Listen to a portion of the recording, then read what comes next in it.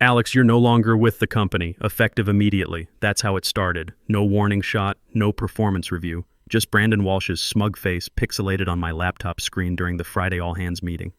25 years in this business, and this 29-year-old kid fires me like I'm some intern who spilled coffee on his MacBook. Name's Alexander Brennan, by the way. Most folks call me Alex. I'm 52, been writing code since before this kid learned to tie his shoes.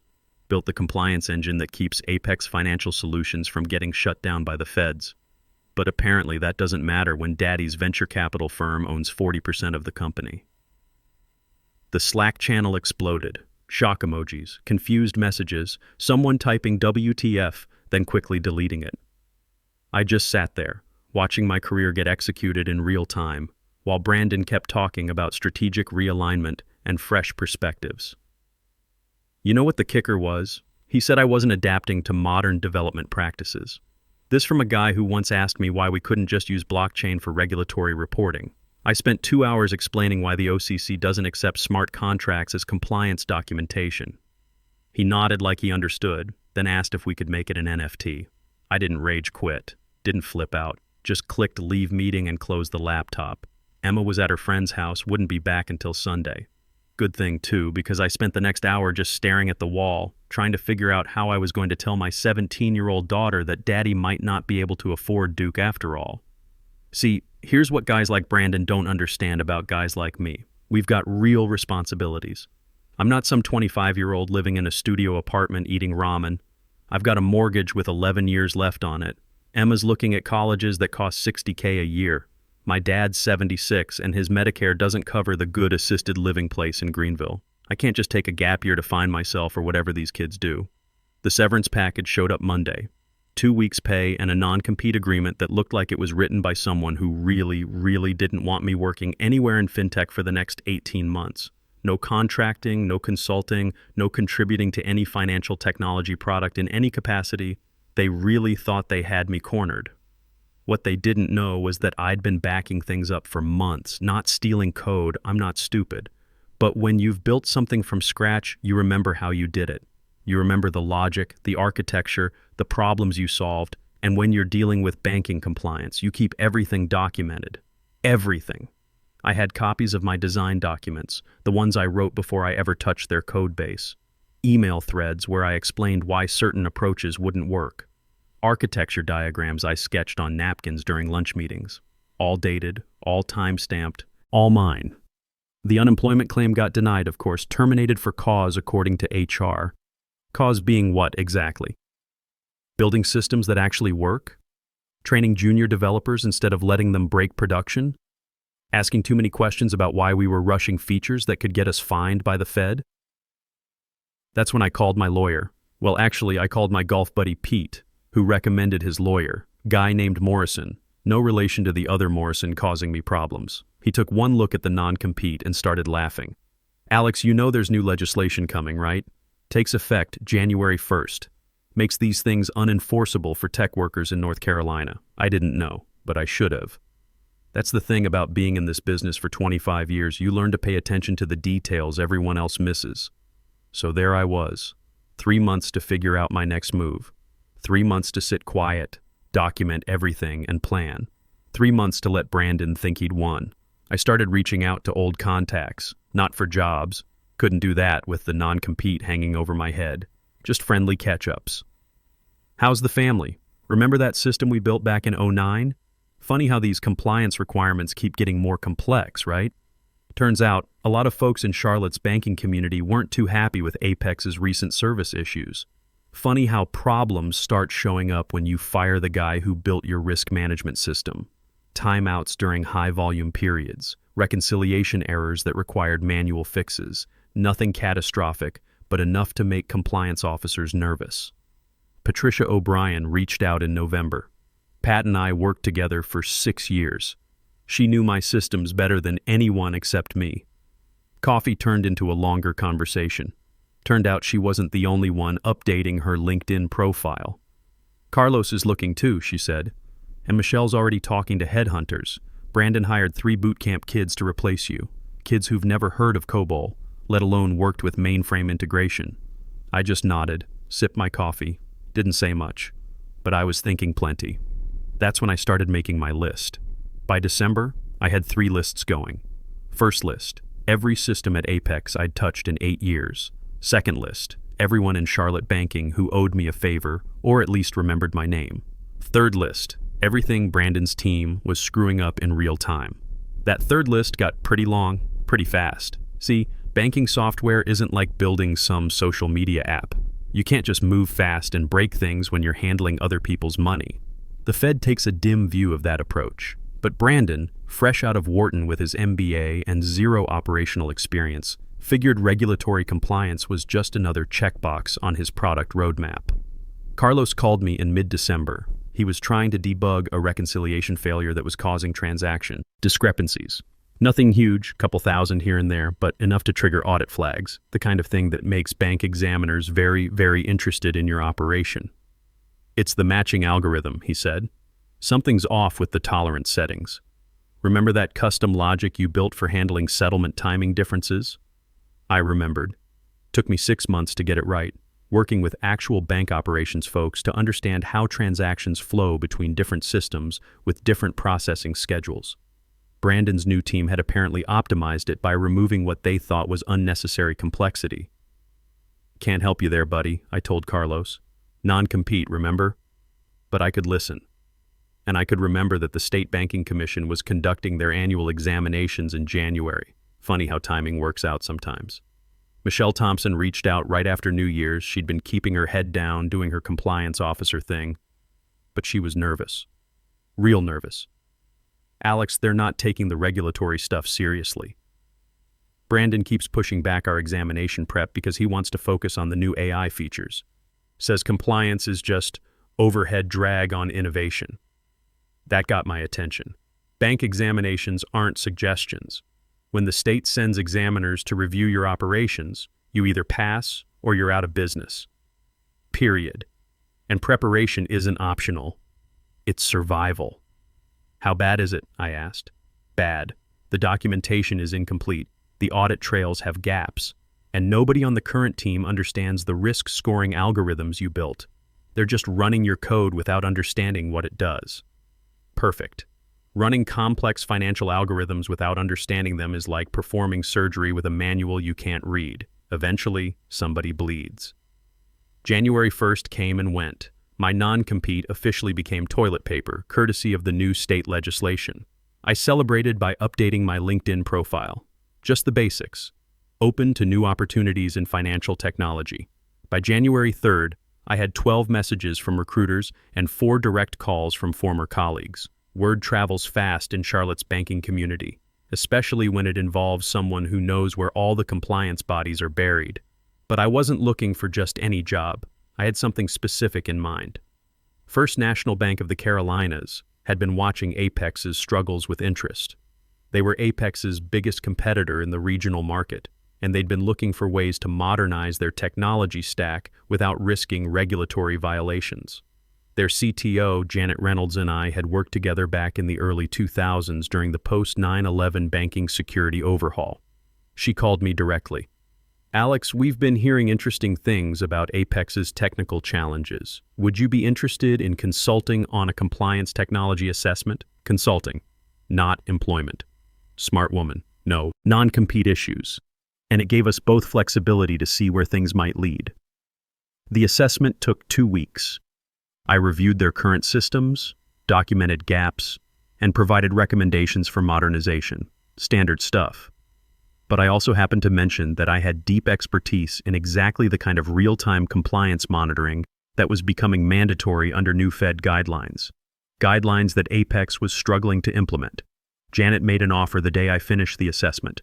Chief Risk Officer position, $190K base, equity package, and a mandate to build a best-in-class risk management platform. Everything I'd been wanting to do at Apex, but with actual backing from leadership who understood that compliance isn't optional in banking. I accepted on a Friday. Started Monday. Tuesday morning, the State Banking Commission showed up at Apex for their scheduled examination. I didn't orchestrate that timing. Didn't need to. Bank examinations are scheduled months in advance, but I did know they were coming because I'd been through dozens of them over the years. And I knew exactly what they'd be looking for. They found problems, lots of problems. Incomplete documentation, audit trail gaps, risk scoring algorithms that couldn't be explained or validated, transaction reconciliation failures that violated federal banking regulations, the kind of violations that result in cease and desist orders if they're not fixed immediately. Patricia called me Wednesday evening. Brandon's freaking out. The examiners are asking questions nobody can answer. They want to know who designed the risk management system and why certain controls were removed without proper authorization. I just listened. Sometimes that's all you need to do. They're talking about bringing in an external consultant to assess the system architecture, someone with deep compliance experience. Funny how these things work out. By Friday, Apex had received a formal regulatory notice. 90 days to remediate significant compliance deficiencies or face potential license restrictions. Their stock price dropped 30% on the news. My phone started ringing. The call came from an unknown number on a Saturday morning. I almost didn't answer. Alex, it's Brandon. First time he'd called me by my actual name instead of buddy or chief. Desperation has a way of improving people's manners. We need to talk, he said. Can you come in Monday? I've got a job, Brandon. First National. Maybe you heard. Silence on the other end. Then, we'll pay you as a consultant. Whatever your rate is. My rate. The guy who fired me for being outdated was now begging me to fix the mess his modern development practices had created. There's something beautifully ironic about that, but I didn't say yes right away. Let him sweat over the weekend. Monday morning, I walked into Apex wearing a First National polo shirt. Subtle, but effective. The place felt different. Quieter, more tense. Half the development team looked like they hadn't slept in days. Brandon met me in the conference room. No swagger this time, no startup founder confidence. Just a scared kid who'd realized that daddy's money can't fix regulatory violations. The examiners want a complete system audit, he said. Full documentation of all risk management processes. They're threatening to restrict our banking license. I nodded. Pulled out a notebook, started writing. Playing the part of dutiful consultant taking notes. What's your timeline? I asked. 60 days. They gave us 60 days to prove we can maintain adequate controls. 60 days to rebuild systems that took me 8 years to perfect. Systems his team had optimized into non-compliance. I almost felt sorry for him. Almost. I'll need complete access, I said. Code repositories, documentation, audit logs, everything. He agreed immediately. Signed whatever paperwork I put in front of him. Amazing how regulatory pressure focuses the mind. I spent the next week documenting just how badly they'd broken things. Not to fix them. That wasn't my job anymore. Just to document. For the record.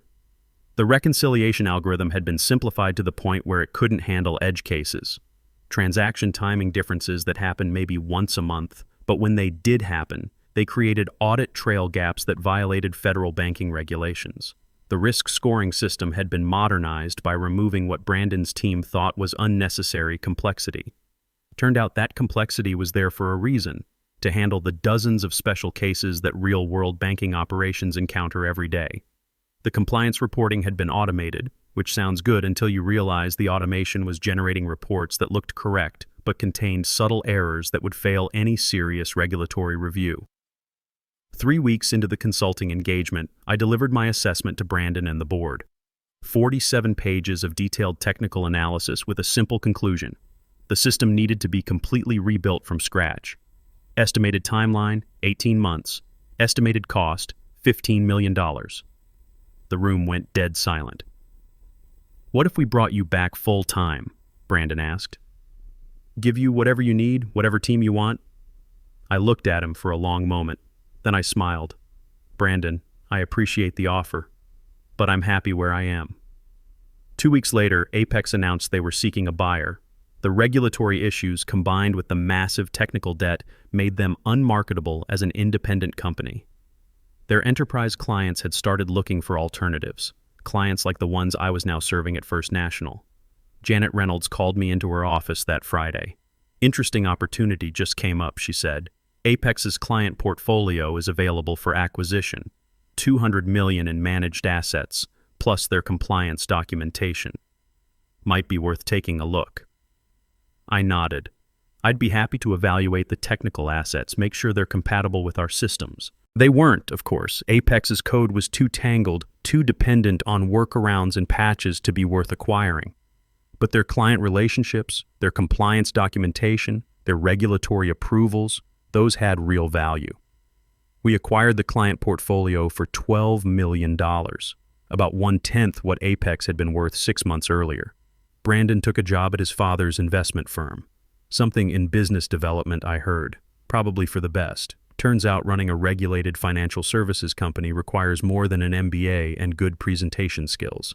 Emma got her acceptance letter from Duke in April. Full scholarship for engineering students with family income below certain thresholds. Turns out my temporary unemployment the previous year had worked in our favor for financial aid calculations. Funny how these things work out. I'm still at First National, Chief Risk Officer, building the kind of compliance technology I always wanted to build. No rush timelines, no corners cut for demo purposes, just solid engineering for a leadership team that understands banking isn't a game. Sometimes people ask me if I planned it all out, if I knew how everything would unfold. Truth is, I just knew enough to be patient. In banking, like in life, if you wait long enough, people's mistakes catch up with them. You don't have to get revenge on guys like Brandon. You just have to let them be themselves. The market handles the rest. By June, the Charlotte banking community was treating the Apex situation like a case study in how not to manage regulatory compliance. I heard the stories at industry meetups, golf games, the monthly Federal Reserve Advisory Committee meetings that Janet had gotten me invited to join. Brandon had burned through 4 consulting firms trying to rebuild systems his team had broken. Each consultant came in, spent 3 weeks analyzing the mess, then delivered essentially the same recommendation. Start over from scratch. Estimated timeline, 18 months. Estimated cost, $15 million. The board wasn't interested in 18-month timelines. Their Series C investors were asking pointed questions about regulatory risk. 2 major enterprise clients had already terminated their contracts, citing concerns about platform stability. The rest were in various stages of evaluating alternatives. Alternatives like the modernized compliance platform I was building at First National. Michelle called me in early July, her voice strained with exhaustion. "Alex, I need to ask you something, hypothetically. If someone wanted to document technical debt and compliance gaps for a potential whistleblower complaint to the Fed, what would that look like?" I paused, choosing my words carefully. Michelle was a good compliance officer who'd been put in an impossible position by management that didn't understand banking regulations.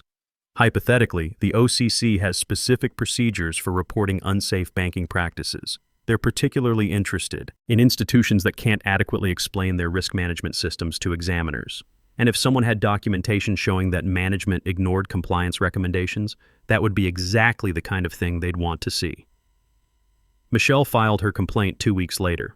Not out of spite, but because compliance officers have a professional obligation to report systemic risks they can't fix internally. The OCC takes these complaints seriously, especially when they come from credentialed professionals with detailed documentation. August brought more bad news for Apex. The OCC launched a formal investigation based on Michelle's complaint, combined with the State Banking Commission's earlier findings. Federal bank examiners are more thorough than state regulators, and they have bigger hammers. Patricia finally jumped ship in September, accepting a senior QA position at First National. She brought with her institutional knowledge of Apex's client base, their pain points, their contract renewal schedules, all perfectly legal information sharing between professionals in the same industry. Their biggest client, Carolina Community Bank, is up for contract renewal in December, Patricia mentioned during one of our team meetings. They've been asking a lot of questions about disaster recovery capabilities and regulatory compliance support. Carolina Community Bank, $50 million in assets, 15 branches across the Piedmont region. The kind of client that values stability over innovation, compliance over disruption. The kind of client that was probably nervous about their current technology vendors' regulatory problems. Janet asked me to join the sales call when Carolina Community Bank requested a demonstration of our compliance platform. Their CTO was a guy named Williams who'd been in community banking for 20 years. He asked smart questions about audit trails, exception handling, regulatory reporting accuracy. "We need a vendor we can trust," Williams said during the technical review. Someone who understands that banking software isn't like building social media apps. When something breaks, real people lose real money. I walked him through our platform's architecture, explaining how we handled edge cases, maintained audit integrity, and ensured regulatory compliance. The questions he asked told me everything I needed to know about what was going wrong at Apex. We signed the contract in November.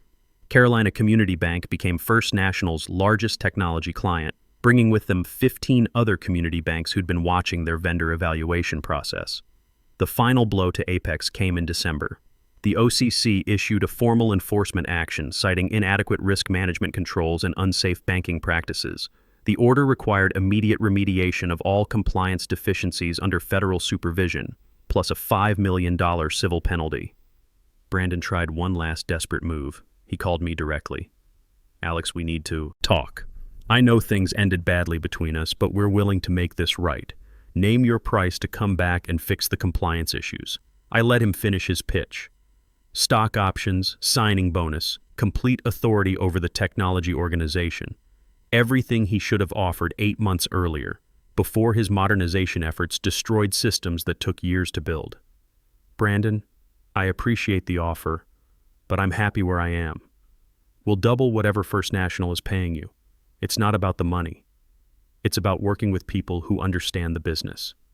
He hung up without saying goodbye. Apex filed for Chapter 11, bankruptcy protection in January, exactly 1 year after the state banking examination that started their downfall. The company was restructured and sold to a larger fintech firm that specialized in acquiring distressed financial technology companies. Brandon kept his title but reported to new management that had actual banking experience. I ran into him at a Charlotte Bankers Association meeting last month. He looked older, tired, like someone who'd learned expensive lessons about the difference between disruption and destruction. We nodded politely but didn't speak. Emma finished her sophomore year at NC State with a 3.8 GPA in computer engineering. She's doing an internship this summer at a Charlotte tech company building mobile apps for healthcare. Different industry than banking, but she inherited my attention to detail and systematic thinking. She'll do fine. My dad moved into the assisted living facility in Greenville last fall. Nice place, good staff, the kind of care Mom would have wanted for him. The insurance covers most of it, and my CRO salary at First National handles the rest without stress. Sometimes people ask me if I planned it all out, if I knew how everything would unfold. Truth is, I just knew enough to be patient and document everything. In banking, like in life, if you wait long enough and pay attention to details, other people's mistakes catch up with them. You don't have to get revenge on guys like Brandon.